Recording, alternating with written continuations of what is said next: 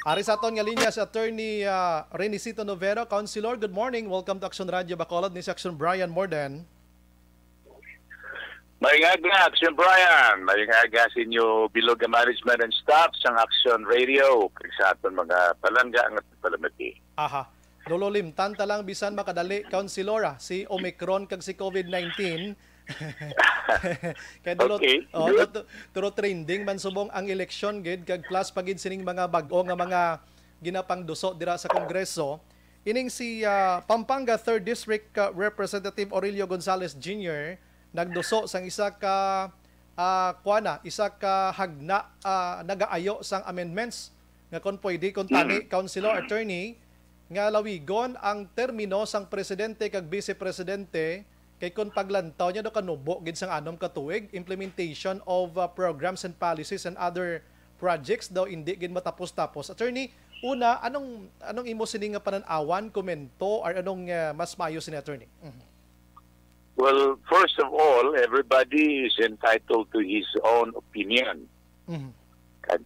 Kaya yan nagatanaw nga ang 6 years lawig na gani. Ang iba niya nagatanaw nga lipot na. Of course, kung maayo ang presidente, wala gid problema bisa maglawig ta siya. Oh, correct. Ang problema kung malain ang presidente kag ang term sang iyang office under the Constitution malawig, antos man ang pungsod sang malawig. Amo na nga isa ka rationale sang fixed period like 6 years agud nga tapos na. Kung hindi sa Mayo, mailisa na siya. Kung Mayo siya, then at least naka-experience kita sa anom katuig nga maayo nga administrasyon.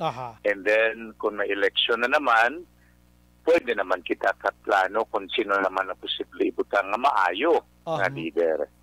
So nga po niya nga opinion personal, daw hindi ko ugyon siguro sa nga mula nga sahig sa amendment sa Constitution.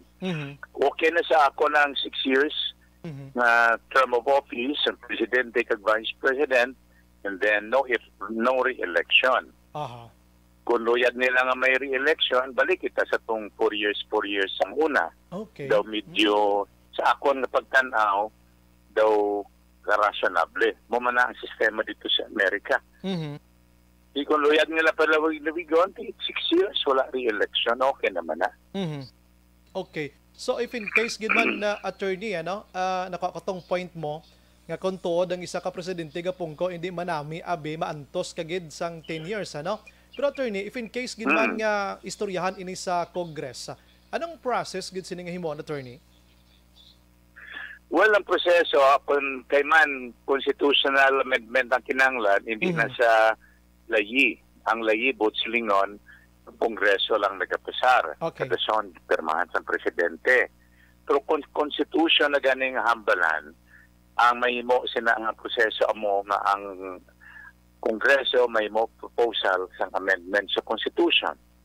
And then, may decision ng Kongreso either isumiter na sa aton bilog nga Pilipinhon ng komunidad by way of naton, the referendum, ratification at isang pong bilog na Pilipinhon o Constituent Assembly.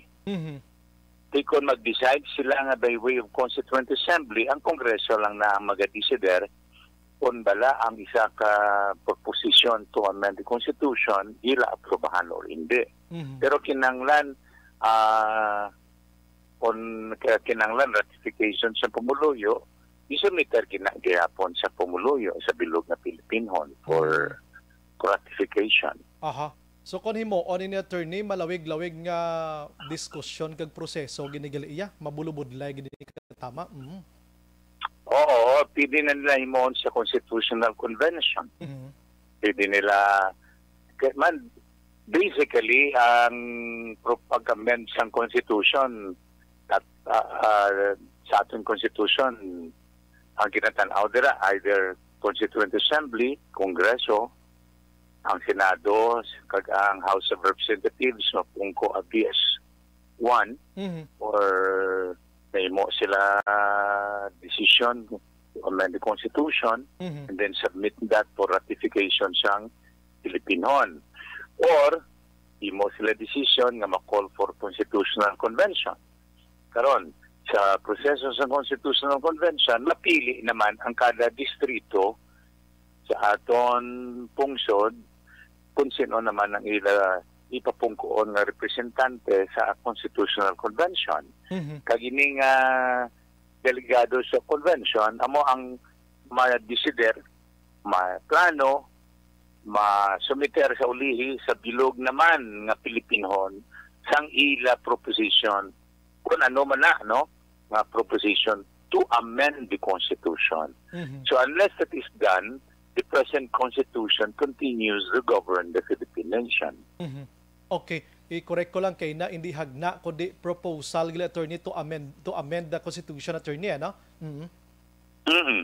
So kung it is a proposal to amend the Constitution, then they can decide that that can be an appropriate issue for amendment. So if they decide later on that that is an appropriate issue for amendment, then ma-decider sila kung ano ang ila proseso sa pag-amend, either Constituent Assembly or Constitutional Convention. Pililian malang inagali, no? Anyways, ang ining pagpalawig ginman matuod, imagine mo lang buton 15 years kon magdaog pagid siya liwat, attorney. Medyo malamig-lawig na may katama sa presidente. Daw, mabudlay na sa aton agrikultura, actually Action Brian, sa ako niya pananawa, personal ko lang niyang opinion, subject to correction by any better opinion and wiser thought, no? Pero sa ako lang personal, humble nga opinion, daw hindi na sa siguro nagkakabagay sa aton kultura bilang Pilipino. Do dagig kapable diri sa aton, no? Do kalayo gid, no? Do bisan ako ginalantaw 10 years siguro do pulo pwede pa, pero mag 15 years kay pwede siya ka pa-re-elect amo ning proposal diri daw mabulobogat na sa Pilipino. Ikaw mismo nakit-an mo subong ang disbintahay. Okay man lang matani kung maayo ang atong ginapili. Kad kung maayo ang atong pagpili. Galing ang ginakulbaan ko pirmi every time there is an election, Action Brian. Ang intelligent voters, ang intelligent method of voting is eclipsed by the incidence of money, vote buying, na ginapaagi lang nila sa leadering system. Itagaan nila kwarta ang tao, ikaw the leader, and so forth. And then sa ulihi, manghatag naman sila, actually, pambakal na. So, inatawag ko na, it eclipsed our political conscience for exercising an intelligent choice during election. So, ang ginapulbaan, kung ako na-monitor niya ang sistema, then, kaduda ko kung makahimo kita wise decision in electing leaders. So, kung hindi wise ang atong decision, most likely, delikado kung magpili kita sa mga leaders nga hindi maayo. Di ba? Yes, correct, good sir. Ano? Di karon kung lawig ang pagpungko, labi na gid kung chief executive, mangin diktatorial ang iyang sistema, labi na gid ang kultura sa Pilipinon, we would normally bend, we would normally tolerant kita no?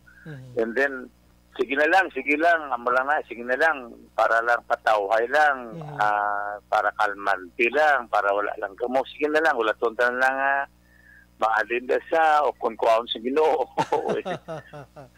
Pero meantime, nag-suffer ang bilog na pungso.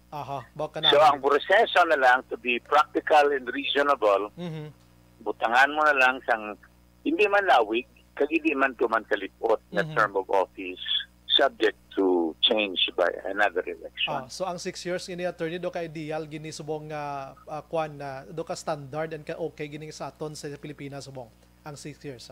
Sa akon nga pagtanaw sa subong, since 1987, kay 1987 Constitution so far okay pa man. It's a reasonable term of office.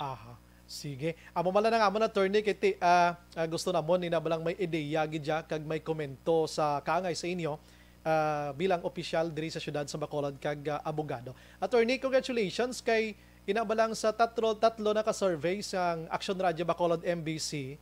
Ara ka pirmi sa top 12 ano? And yesterday nagpagwa kami sa bagong nga survey. Ara ka sa ikatatlo iya attorney ano? Anong mahambal mo sa attorney? I-grab ko na lang yung opportunity attorney, go ahead. Well, thank you sa gihapon sa mga pagsalig sa aton mga pumuluyo. Si Attorney Novero, trabaho man lang ang trabaho. Sa kachimpo sang pagsugod with COVID-19, samtang nagapala nag-uganing kadaman. Si Attorney Novero nagalipot sa gihapon. Nagalbisita sa quarantine centers and isolation centers, pangdulong pagkaon. I see. Pangdulong kag nagapangdulong pa po mga Bibles, the Testament. Sige kita trabaho and tup subong pirmi man kami nag-meeting of Mayor Ping, Vice Mayor Elisid, ang aton DOC, sa aton nanay City Administrator, ang aton Executive Director subong si Emang, ang aton members ng Emergency Operations Center, ang aton City Hub. Balikan ta sa Attorney Novero, abe. Nautod kita action doors na daligla balikan ta gamay sa Attorney Novero. Pasensya gidlas 8:28 na sa aton sini nga pagpangalagad. Gin ulayhon ko lang ni pamangkot siya kay consistent bla nga namin ko inang consistent Attorney Novero ya sa top 12 and ara pa siya sa pinaka pulupuno. Attorney, balik sa imo. Pasensya na utod. Yeah, so sige ang atong trabaho and this is of course sincere kaniyang serbisyo. Tampat kita sa pagpangalagad, seryoso kita sa serbisyo kag wala kita nagkatalikod sa atong planasuan. Sa gihapon, si Attorney Novero continues to commit that we will do better than our best. With that, Attorney, salamat sa ibo sa nga serbisyo. Good morning, mabuhay ta aton tanan ka. God bless, Attorney. Stay safe kita. Thank you very much. God bless. And my prayer again, may God continue to protect us against COVID-19. Thank you, Attorney.